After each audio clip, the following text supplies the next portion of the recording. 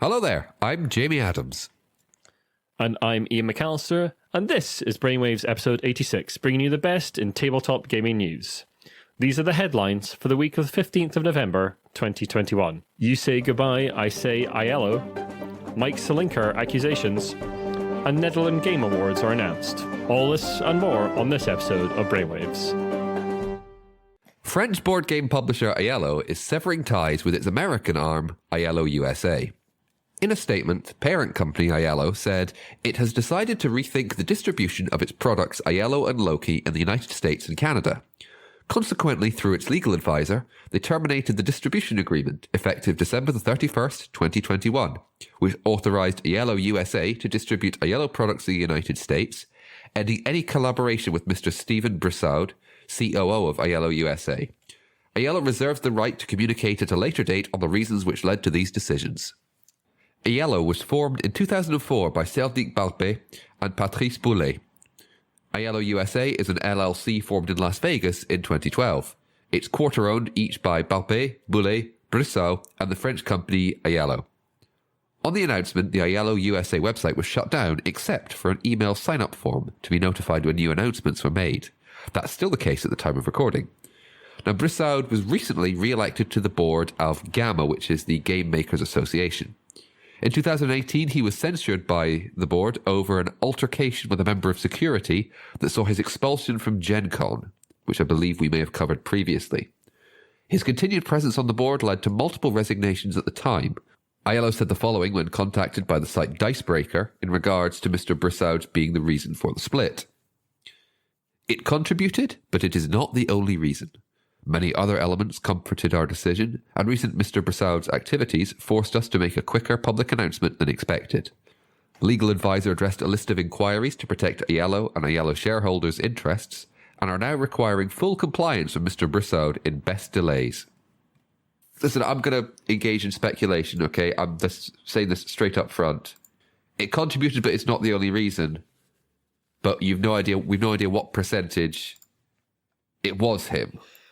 Yeah, reading between the lines, I think we're going to hear more about Steven Brissaud over the next couple of months. It sounds like there's more to come out. He was re-elected to the GAMA board amongst some controversy with the election and Gaming Goat, and we reported on that in a couple of casts ago. So I think there's going to be more coming out about Steven Brissaud. That's reading between the lines and massive speculation, as Jamie says. But yeah, that's the vibe I'm getting from the announcement. But again, like we said, that's speculation. Iello's a good company. Let's see what happens with its US and Canada distribution. Indeed. Well, I don't know if it's a good company. I like some of the games it's put out. Yeah, King of Tokyo, big fan of. Yeah, Biblios, big fan. And talking about white men being horrible in the industry, on Thursday the 11th, an article was posted on Medium by Gabrielle Welding, formerly of Lone Shark Games. In it, she detailed the mentally and emotionally abusive practices of the then head Mike Selinker and how Lone Shark was a toxic workplace during her time working there from 2011 through her first leaving the company in 2016, then her final leaving in 2019. Her statement details a series of issues she faced from Selinker, including having to bear the brunt of his issues with anger at clients or employees, her and Lone Shark employees being regularly belittled by Mike, which negatively affected office life, and being deemed Mike's developer or Mike's assistant in front of clients or on official social media posts, to name but a few complaints. She also discusses how Mike's online persona as an ally with his diverse hiring policy and his standing up for marginalised communities seemed to inure him to a lot of criticism of his own behaviour with, "But Mike's a nice guy," or words to that effect. On 12th November, Mike Selinker responded to the article on his website with a post entitled "Apologies and Steps to Be Better," in which he said he has taken a leave of absence from Lone Shark and social media and won't be involved in employment decisions. We're not going to dwell on this too much in this cast. We're going to obviously bring you updates if anything more comes out of it over the next couple of weeks in the next cast. But I would like to say something about the pattern here. Over the last couple of years, especially over 2020, we've reported on a lot of abuse inside game companies and people coming forward, mostly women, coming forward to say the sort of conditions they experienced with inside games companies and how terrible it was, and the individuals involved. And what happens a lot of the time is that white men who know these people say, "Oh yeah, that guy, yeah, I'm not surprised." Why did it take you so long to say something? What we're getting here is the abused or friends of the abused are having to speak out, and it should really be our job as white men who know what's going on to step up and speak out. We would, if we knew someone in the industry doing this kind of thing, we would absolutely speak out. But it's getting to be a bit of a pattern and a little bit exhausting to see people go, "Oh yeah, I'm not surprised that this has come out about person X." We really need to do better, folks.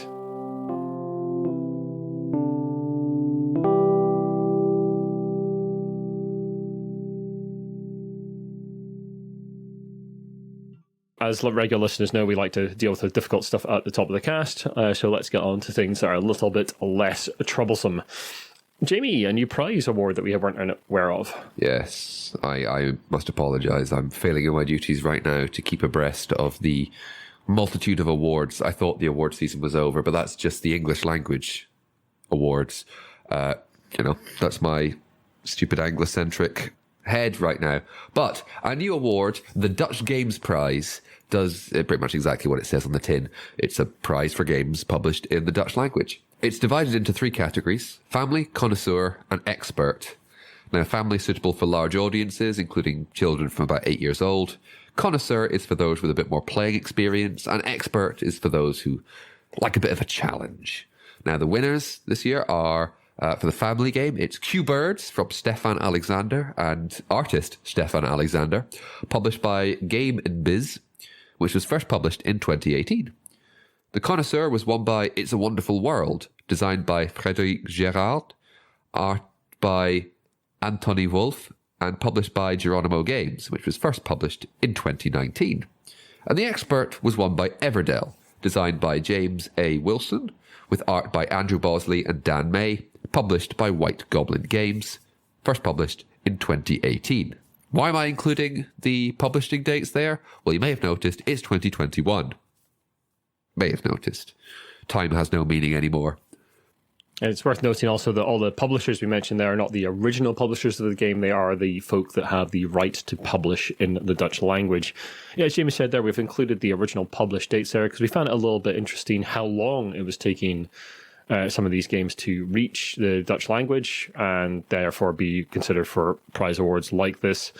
And yeah, it's just a reminder that how long it can take for that process to happen.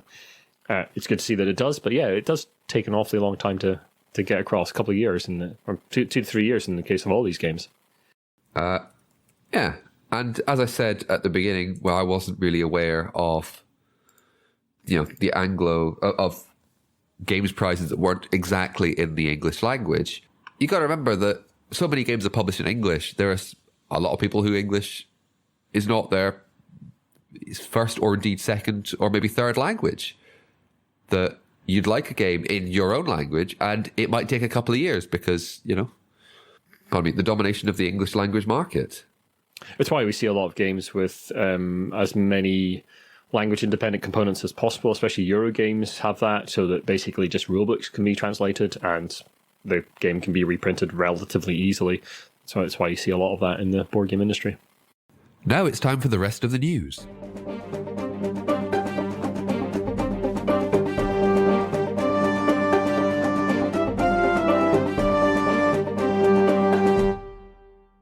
On Friday the 5th of November, Diamond Comic Distribution and Alliance Game Distributors were hit by a ransomware attack. Ransomware attacks are when hackers attack computer systems and basically ask for money in order to free up those systems again. Both are US-based distributors, though we believe that Diamond also operates in the UK after we saw posts from Big Dog Books in Perth, amongst others, warning their customers about the situation and the delays it may cause. The attack took down their website and affected orders and communication, and law enforcement was notified of the attack. On Sunday the 7th, a communication went out from a company helping with the recovery. Our IT department and a team of third-party experts are working around the clock to address these issues and restore full operations. Customer information was not stored on the network attacked. and the company is working hard to continue to ship products and fulfill orders. An update was posted to business site ICV2 on the 11th of November. Both companies have now partially recovered, and both websites are back up, and the companies are shipping new releases this week. However, delays may continue for the foreseeable future while they get everything up and running properly again. Jamie, it turns out the cards are so valuable, they're up for heists. Yeah, they're almost marching out the door, but maybe not in the way they want to. I mean, we talk about cards a lot nowadays. Magic the Gathering, Yu-Gi-Oh, Pokemon, predominantly Pokemon. And we've talked about how they've already been the target of thefts, but there's been a string of robberies across the Midwest United States targeting game stores. Now, 3 of these were in the St. Louis area, including Realms of Gaming in Troy, Illinois, Game Night in Marlborough, Missouri, and Yeti Gaming in Crestwood, Missouri. The culprit, Nicholas R. Garrison, was arrested as he was trying to sell cards he had stolen from these shops and was charged with burglary, theft, and criminal damage to property. He was caught as a result of the license plate reader cameras recently installed in Troy. The investigation involved law enforcement in at least 6 cities. Burglaries were all focused on high-value trading cards for Magic the Gathering and Pokemon. Realms of Gaming said over $100,000 of cards had been stolen from them. And before you ask, no, we don't know what cards were stolen. No, indeed. There was a picture with the article, but I don't know if it was related to the cards stolen or not. Yeah, cards becoming so valuable that, people are stealing them and trying to sell them on. Of course they are. Wow. This is big money. We've been covering this for a while. It's big money. There's going to be more crime, and now the generation that grew up on Pokemon cards, my generation. I was going to say your generation, but you're a little bit older than me. Thanks. I said just a little bit. I was being serious. But now, we're apparently adults, realize this stuff is worth a lot of money. Nostalgia is a powerful motivating factor, especially when money is involved. Speaking of money... Yes, all the following is from a post on Board Game Geek from designer Keng Lung Yao on the 12th of November. Keng and his significant other, as he puts it, are the designers and publishers of Three Kingdoms Redux and Race for the Chinese Zodiac. In August 2016, they entered into an agreement with Berserk Games, the publishers of Tabletop Simulator, to create an online version of Three Kingdoms Redux. As part of that agreement, there were to be quarterly sales reports and settlement of royalties. For the first year or so, everything seemed fine. Towards the end of 2018, responses from Berserk Games started to slow, invoices and settlements also slowed. Payments were eventually resolved, so the designers let it slip. However, things got worse. Into 2020, responses were sparse and payments were being delayed for 3 months or more. The situation did not improve in 2021, and as it stands, the last payment the designers received were for the last 2 quarters of the previous year. The designers have been emailing the business address provided for Berserk Games and have also contacted the president of Berserk Games directly. In the comments below the post on Board Game Geek, there are promises from folk involved with Berserk Games to get the situation resolved quickly. But it is also emerged that it seems that Berserk do not have an automated system for dealing with royalties, which seems kind of astonishing to me. I don't know what to say about this, really. It's been resolved, which is... Well, it's apparently being resolved, which is at least, at the very least, something. But it's something to be aware of when it comes to digital distribution on platforms such as Tabletopia, Tabletop Simulator, or Board Game Arena. Now, obviously, we cannot speak about all of those companies as a whole. This is one story, but it's still a story that maybe shouldn't have happened. And maybe the onus is on Berserk. And the fact is, one of the hangovers from the pandemic is going to be that digital board gaming platforms are still going to be popular. I think there is no doubt about that. This may hopefully set a precedent going, pay your frickin' monies, pay your royalties.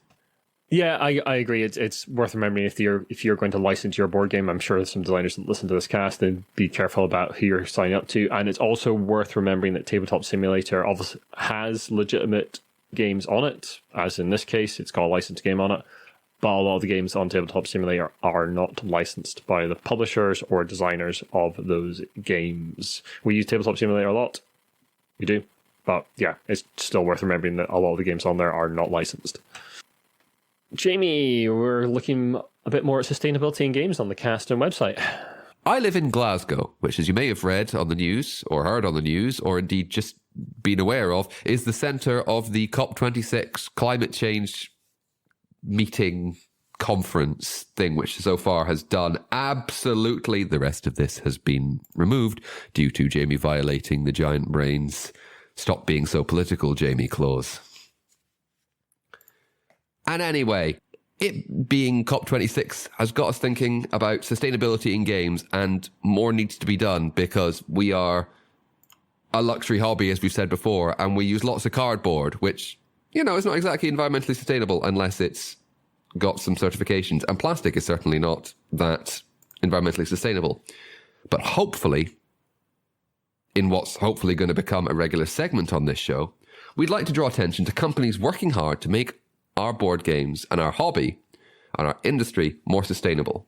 Now, there's a new company on the scene called Postmark Games from designers Matthew Dunstan and Rory Muldoon. Now, there's a new company on the scene called Postmark Games from designers Matthew Dunstan and Rory Muldoon.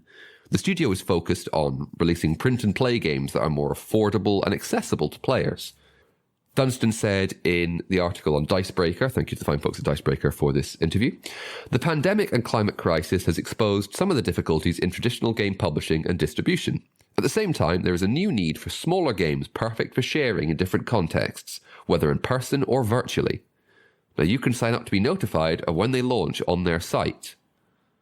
This is, I don't know what you think, Ian, I think this is excellent. And it's times like this, I miss our sadly departed co-host. He's not dead, he's just, he has a child, Ian Chandler, because his sustainability in board games project, which you can find on Twitter, and you can find on his website. We'll link to that in the show notes. And I'm still working. I've said I'm working on a page for the Giant Brain that's going to be highlighting companies doing this kind of work. I'm still working away on that. And I hope to launch that by the end of the year. And I'll be updating that regularly with information as we get it. It's going to be full of information about companies that are talking about this kind of thing and actually producing games that are sustainable. And I think sort of print at home games, I think might be a future for some publishers. We've talked about this before, and I've talked about it in articles before. The rise of 3D printing. I know that's plastic, but you don't have to ship it at least. And, printing boards, that kind of thing, as that becomes more viable as a way to produce a board game, then I think we'll see more companies jumping on board that. This was not just a long-winded article of trying to plug Ian Chandler's stuff even more. There is a legitimate, there's a legitimate crisis that we're all facing. It just happens that also our friend Ian. So we are stating our conflict of interest, if there is one, right up front.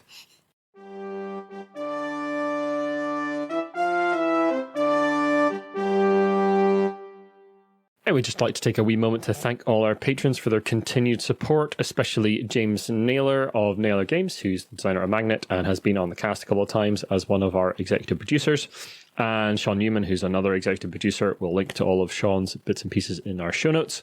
You can join them for only $1 a month to get an extended version of the cast, access to exclusive bits and pieces as we put them out, a forward-thinking post that shows what we're up to in the coming month. We put out every month, for instance. And if you'd prefer to get some nice merchandise for yourself instead of supporting us on Patreon, you can also get some nice dice from Metallic Dice Games.